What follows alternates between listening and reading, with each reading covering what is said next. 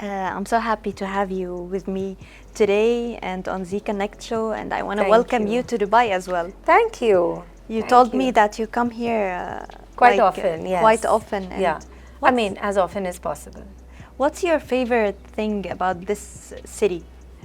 I love that it's very cosmopolitan. Like, you don't feel like you're in, like, there are people from all over the world in Dubai. And I think I love that the most about the city. And the food. Oh my God. so, what's your favorite cuisine? That's a tough one. I do like home food a lot. Like, I'm South Indian, so I love South Indian food. But I would say I love Japanese food. Japanese food and yeah. I think, yeah. Well, I hope you have rich flavors in your stay in Dubai. Where I barely have any time here.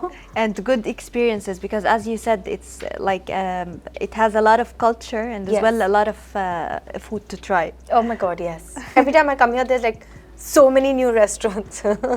And also you have a big fan base as well here, like internationally. I hope so. And especially from my side, I can tell you the Arab world is astonished by your beauty, and also how you excel in every role you play. Thank you. So I'm really glad to have you with me. And honestly, I'm curious to ask you, like being a real life princess, how does it feel? You belong to a royal family. So how does it feel to play a common girl in Taj? You know, you're the first person who has said this, because I keep telling people that Anarkali is not a princess. And everybody says, oh, because you're from this family, it must have been very easy for you to play Anarkali. And I'm like, Anarkali was not a princess. She was a dancer. I don't know, because when I play a part, I don't think about where I'm from. Like, that's not how it is. And honestly, as actors, the excitement is to be able to do different kinds of things. And more than that, to be able to listen to the director and breathe life into their vision. That's what's really, really exciting. And you know, so I think even with Anarkali, I think that's what it was. And also the fact that, especially in India, there is a film called Mughal-e-Azam, which is a very iconic film. Yeah. And Anarkali was played by a very, very, very beautiful and iconic actress, Madhubala. And when this first came to me, I had in fact said no, because I was like, how can you remake Mughal-e-Azam? And they said it's not Mughal-e-Azam at all. And I said no many times, because I was also shooting in the south, and I didn't really have the time to do this, and I knew it would take time to do this because it's also period, but I guess it was my destiny to do it, and I did it. And I think just playing something that is so different, because it's been written by a global team and it's been made by a global team. So it's from another perspective. And I think that's what really made it exciting and interesting. So do you support the recreation of iconic stories? I think so, because that's what creativity is about. And that's what, even historically, stories are told and retold constantly, and everybody puts a little bit of themselves into it and their understanding into it. And I think that's what makes it interesting. There is no, the moment something becomes a hard and like the moment you say this is what it is, then creativity stops and imagination stops. And I think it is, of course, to retell a story historically is also very important. But I think to say that, we root it in history, but there is another perspective to it, I think that's also very interesting. And I think it's live and let live. People should tell the stories they want to tell. Exactly. And also how the stories get learned by the upcoming generations, if Exactly. it's not recreated from them, like to for Absolutely, them to understand. And it's very different when it's a biopic. Because that is somebody's life. But even with that, people take creative liberties, when they tell stories. I would like to ask you, what's the message you try to deliver through the creation of Anarkali? Okay, thank you Because for that question. I heard a lot of things that you wanted to talk about, like especially in the characteristics of her, how you that's a really nice evolved question, because when I first read it, and when we were having the first lot of readings for it, I have a lot of respect for obviously the creative team and how they want to tell their story, but sometimes it's also important to say what you think, and then leave it to the team to decide whether they accept it or they don't. And but I think it's sometimes important to say it, and I think in this case, Ron, who's the director, and William, who's the writer, and I remember sitting with them and saying, you were looking at her as a victim and a very tragic, a girl who almost is feeling sorry for herself, and is very sort of in despair, but I said, but why? None of the things that have happened to her are her, they are not wrongs that she has committed. They are wrongs that other people have committed. And so why should she lower her eyes? Why should she feel sorry for herself? She should look into the eyes of the people who have wronged her and tell her truth. And they were very kind, and they were very open, and they accepted it, and they said that that's an interesting way to look at it, and we should go ahead with this. And I was very happy because it's so, how you saw it. Yeah, and I was like, this girl should be fearless. The things that she does are so fearless. To stand by your love, to be loyal, knowing that your punishment would be a torturous death, knowing that. It takes a lot of courage, and a girl like that would have a lot of courage and would be fearless. Yeah, she can't be someone weak.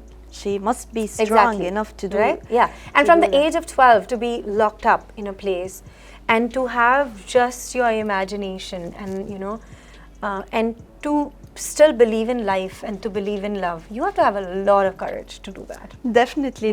What are the mutual characteristics between you and Anarkali? Oh my God, I hope none.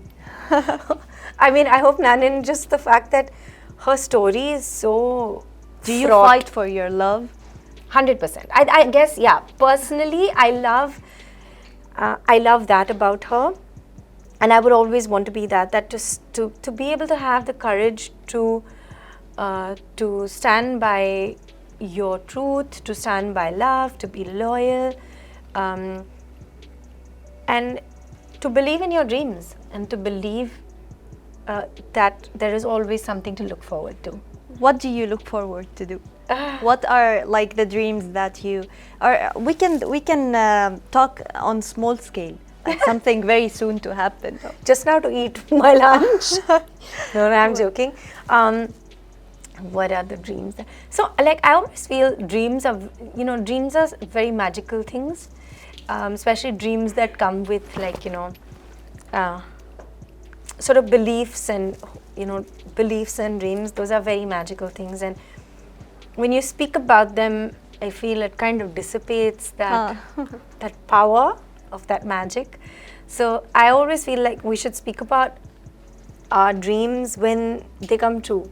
So, but I have to say, like, I have some universe's blessings or whatever, but there are a lot of things that I've dreamt of or that I have been excited to do, and those have happened. Maybe they happen, they take a little time, or maybe they happen So all your dreams are goals, basically. You believe that you work hard to have them, like they are achievable, like everything you imagine is real. I think what made me believe that was the fact that I became an actor because there's a very legendary director in our country, Mani Ratnam, and growing up I watched his movies and I wanted to be a Mani Ratnam heroine. And when I worked with him, it made me believe that those dreams have a lot of power and they can come true, and that we should always keep dreaming. This is such inspiring. Speaking of legends, how was your experience with Drahamji and Nasserji? Actually, really amazing. Dharamsa I didn't work with because he belongs in a different era. So Anarkali never meets him. Yeah. But I did meet him at one of the events, and he was just so amazing. But Nasir sir I did work with. I was nervous before getting on set, obviously, because there is just a lifetime of experience and epic artistry. So I was a little nervous, but I realized that with very legendary artists, somewhere they are children and they love to explore and they love their work. So they are so engrossed in what they do. And all they want is for everybody to just work together and, you know, do a good job and, you know, do a great scene. And so I felt it was like that with him, and it was really amazing. And he's very loving, He fed us. Yeah. That's why. Yeah. He would call all of us, you know, to his home. He was living close by, and he on quite a few occasions, 2-3 times, he fed us some delicious food. So he was one of the co-stars who basically Looked after us. Looked after. Yeah, like a very paternal kind of he was person. Then if he fed the whole team, basically he's the most fun to be around. 100%. So and I want to ask you, who's the one who took the maximum time to get ready during the set, and what frustrates you the most in general? Because, you know, What frustrates me is inefficiency. Like a basic, you know, like where they say common sense is not common. So that frustrates me a little. And I'm just, and the other thing that frustrates me is like, I don't understand why people don't take pride in what they do. Like, you know, in your everyday work, I'm like, no work is big or small. If you do it well, you are invaluable. Yeah. So just do it well, you know. So those little things frustrate me. But taking time on set, actually, you know, I know it looks like I've got a lot of jewelry, etc. on, but you look amazing. But I actually get ready very fast. And in fact, like when I first start working on a set, I always tell the ADs, I'm like, guys, give me a call time according to how long I'm going to take to get ready, because I don't take 3 hours to get ready. I literally get ready in like 45 minutes. You know, I really believe you, because your birthday is on the 28th of October, so yeah. you're a Scorpio. Yeah. Scorpios has this. They Really? like to, yeah, I know it from my mom. They like to Really? get Your mom's rid- also an actress. Yes. And you told me that in Urdu her name means loyal, Yes. which is the same in Arabic, Yes. Wafa. Yes, Wafa. Yes. Yeah. So she always stick to time. Yeah. And like she. I love it. I love Yeah, it's being very punctual. like It it's a makes red line. it makes everybody's life easier, and it's respect. It's basic respect. Yeah. Well, I'm so happy that I met you in person, and I'm looking forward for season 2. Yes, season 2 has actually come out. Then you then can I have to watch it. I have to take update that my Yeah. yeah, and I hope you have a great stay in Dubai and to see you more often as well. Thank you. Thank you for being with us. Thank you, I wanna ask you if you would say something in Arabic for your Arabic Oh fans. my God. I'll try if you teach me. You tried Urdu. So you have to try Arabic. Tell me what to say. So tell me something in English so I can, because you might choose a difficult word, so it will be more challenging. So I will not give you the easy one. So. I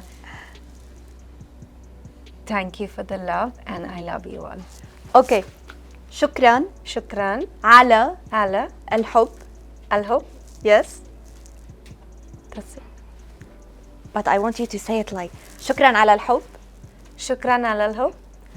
بحبكم كلكم. Huh? بحبكم كلكم. Papkon kilkon. Amazing! Wow, the accent you excelled. Thank you so much, and Thank see you you. soon. Thank you.